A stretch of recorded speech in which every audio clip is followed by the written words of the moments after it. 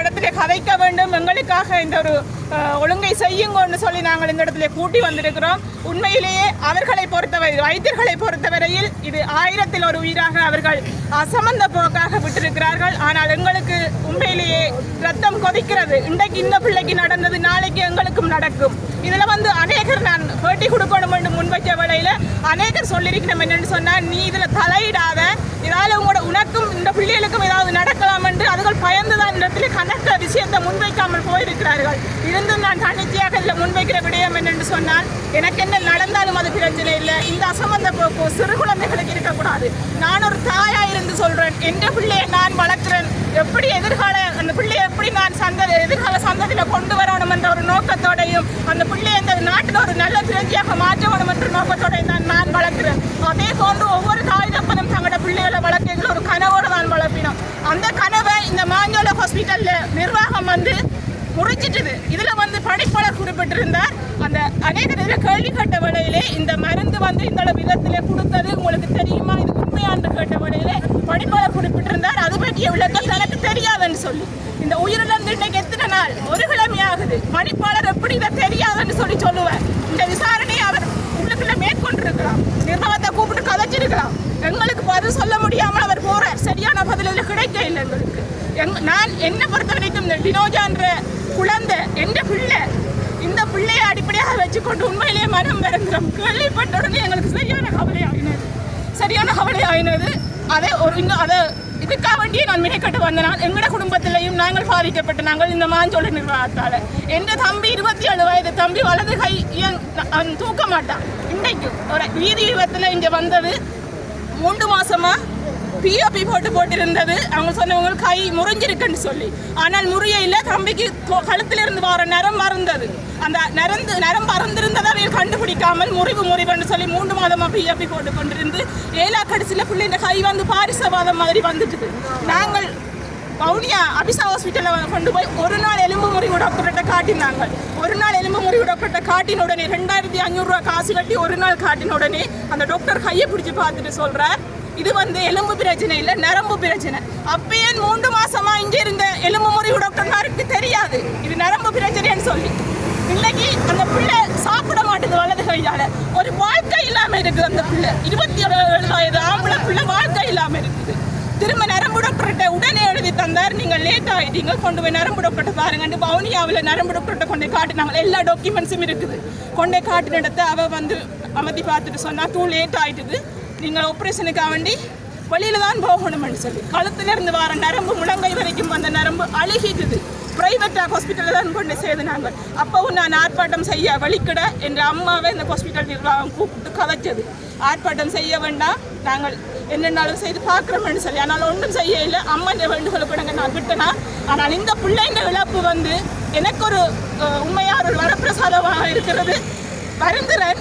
என்னுடைய தம்பிக்கும் ஒரு நீதி கேட்டுத்தான் நான் இந்த இடத்துல வந்திருக்கிறேன். இது போன்று இனிவரும் சந்ததிகளுக்கும் எனக்கும் 2 குழந்தைகள் இருக்குது.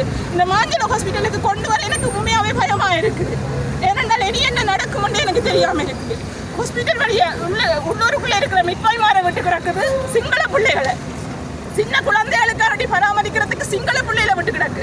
சிங்கள நர்ஸ்மாருக்கு என்ன நடக்குதுன்னே தெரியாது. சரியான ஊசி போகுதில்லை. டேட்டுக்கு 2 வயது ஊசி இருக்குது, 4 மாத ஊசி இருக்குது, 6 மாத ஊசி இருக்குது. அதை தெரியப்படுத்துறதுக்கு மிசிமாரால இல்லாம கிடக்கு, மிட்பைமாரால. ஏனென்னா அவங்களுக்கு சிங்களம் தமிழ் மிட்பைமார ஏரியாக்குள்ள விடியும் இல்லை, டிரான்ஸ்லேட் பண்றதுக்கு ஆட்கள் இல்லை. இங்கேயும் பாருங்க, முல்லைத்தீவு மாவட்டத்துல ஒரு பணிப்பாளராக இருக்கிறதுக்குரிய தகுதி தமிழ் வைத்தியருக்கு இல்லையா? இது மாஞ்சோலை ஹாஸ்பிட்டல்ன்றது எத்தனையோ மாவட்டத்தை அடங்கித்தான் இங்க பெரிய ஒரு ஹாஸ்பிட்டல் ஆகிட்டே இருக்குது. ஏன் ஒரு தமிழ் அதிகாரியே இருக்க இல்லை, சிங்கள அதிகாரியே இருக்குறீங்க. இதெல்லாம் அவரால் தமிழால சொல்லலாம் கிடக்கு. அவருக்கு தமிழ் வார்த்தையே தெரியாது. ஒரு பணிப்பாளர் கொஞ்சம் தமிழ் தெரிஞ்ச ஒரு பணிப்பாளரை கூட இங்க இருக்க இல்லை. அப்படியே இந்த அரசு செய்ய இல்லை. உண்மையிலேயே மனம் வருந்துறேன். இந்த இருக்கிற ஜனாதிபதி மதிப்புக்குரிய அனுர திசாநாயக்க சார் அவர்கிட்ட நான் உள்ள மாவட்ட பொது மருத்துவமனைகளிலே முல்லைத்தீவு மன்னார் தான் மிகவும் பின்தங்கி இருக்கின்றது. ஒவ்வொரு மாவட்டத்திலும் குறைந்தது மாவட்ட பொது மருத்துவமனையிலாவது சிறந்த மருத்துவ வசதி காணப்பட வேண்டும். ஆனால் முல்லைத்தீவு மன்னாரும் இன்று வரை ஏனைய மாவட்ட மருத்துவமனைகளுக்கு நிகராக இல்லை. வளங்களில் இன்னும் சமத்துவமற்ற நிலைமை. இது பற்றி நாங்கள் பாராளுமன்றத்தில் தொடர்ச்சியாக கதைத்து வருகின்றோம். அதற்குரிய விடை கிடைக்கும் என எதிர்பார்க்கின்றேன். எங்களின் பிள்ளை டினோஜாவின் மரணம் ஏற்றுக்கொள்ள இயலாது. மருத்துவமனைக்கு உள்ளும் புறமும் பல நாளும் மருத்துவமனை மீதான முறைப்பாடுகள் முன்வைக்கப்படுகின்றன. அதிக அளவாக மருந்து பிள்ளைக்கு வழங்கப்பட்டமையே மரணத்துக்கு காரணம் என பலரும் குற்றம் சாட்டுகின்றனர். பிள்ளையின் மரணத்துக்கான நீதியான விசாரணை மேற்கொள்ளப்பட வேண்டும். மருத்துவர் உள்ளிட்ட மருத்துவமனை ஊழியர் சிலரின் அசமந்த போக்கு, முறையற்ற மருந்து வழங்கல் காரணமாக இருந்தால் அவர்கள் முறைப்படி தண்டிக்கப்பட வேண்டும். ஒவ்வொரு பிரச்சனை நிகழும் போதும் அது தொடர்பில் பணிப்பாளரோடு கதைக்க முனைந்தால் அவர் கொழும்பில் இருக்கிறார் என்ற தகவல் வருகின்றது. மருத்துவர்கள் தொலைபேசி வழியில் மருந்துகளை பரிந்துரைக்கின்றார்கள் என்ற முறைப்பாடு பல சந்தர்ப்பங்களில் கிடைக்கப்படுகின்றது. இறுக்கமற்ற நிர்வாக நடைமுறை மேற்படி மருத்துவமனையில் நிலவுவதாக உள்ளிருந்தும் சில முறைப்பாடுகள் கிடைக்கப்படுகின்றன. முன்னைய காலங்களில் இருந்த பணிப்பாளர்கள் மிகவும் பற்று உறுதியோடு பணிபுரிந்தார்கள், மருத்துவத்தை மதித்தார்கள், மருத்துவத்தை உண்மையாக மக்களுக்கு பயன்பட செய்தார்கள். ஒரு மரணமேலும் நிகழ்ந்துவிடக் கூடாது என இரவு பகலாக உழைத்தார்கள். இப்போதுள்ள நிர்வாகம் அந்த இறுக்கமான நடைமுறைகளில் இருந்து விலகி விடுகின்றதோ என எண்ண தோன்றுகின்றது. இங்கு கூடியிருக்கின்ற அவ்வளவு மக்களும் ஓரிருவர் தூண்டுதலால் வந்து சேர்ந்தவர்கள் அல்ல.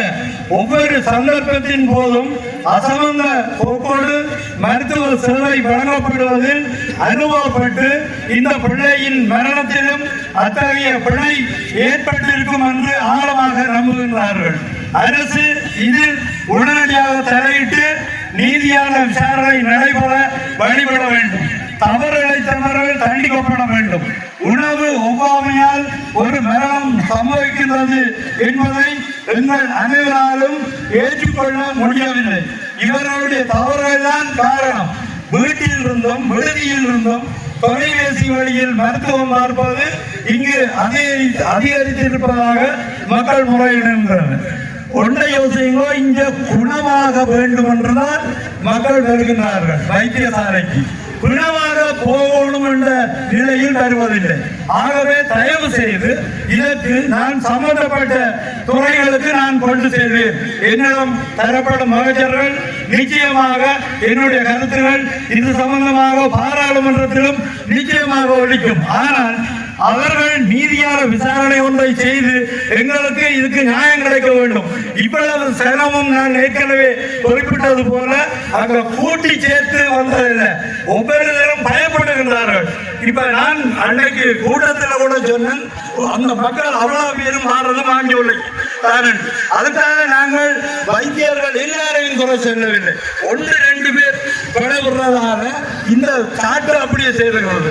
மாஞ்சோலை வைத்தியசாலையை அன்று பணிப்பாளர் உதவி பணிப்பாளர் சொன்னார் மரணச்சோலை என்று சொல்ல வேண்டாம். நானும் சொல்றேன், மாஞ்சோலை மரணச்சோலை என்ற ஒரு இதில்தான் மக்கள் நினைக்கிறார்கள்.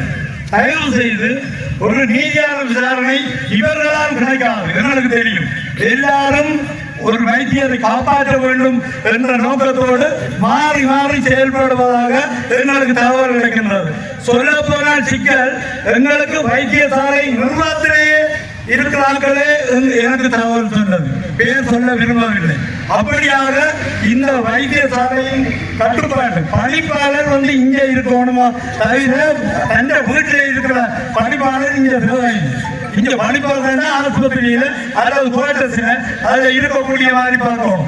எங்களோட உயிர் மக்களுடைய உயிர் எத்தனையோ இதுகள் எங்களுக்கு நடக்கின்றது. முல்லைத்தீவு மாவட்டம் மிகவும் பாதிக்கப்பட்டு இருக்கின்றது. யுத்தம் நடந்தது. இப்படியாக இருக்க இந்த மாஞ்சோலை ஓடி வந்தால் இப்படி ஒரு நிலைமை என்று மக்கள் முறையிடுகின்றார்கள். தயவு செய்து இது அதிகாரிகளுக்கோ அல்ல உயர்மட்டத்துக்கோ நாங்கள் கொண்டு செல்வோம். ஆனால் நீதியான விசாரணை ஒன்று நடத்தப்பட வேண்டும். உரியவர்கள் பிழைவிட்டவர்கள் தண்டிக்கப்பட வேண்டும் என்பதுதான் என்னுடைய கருத்து. கருத்துக்களை வழங்கி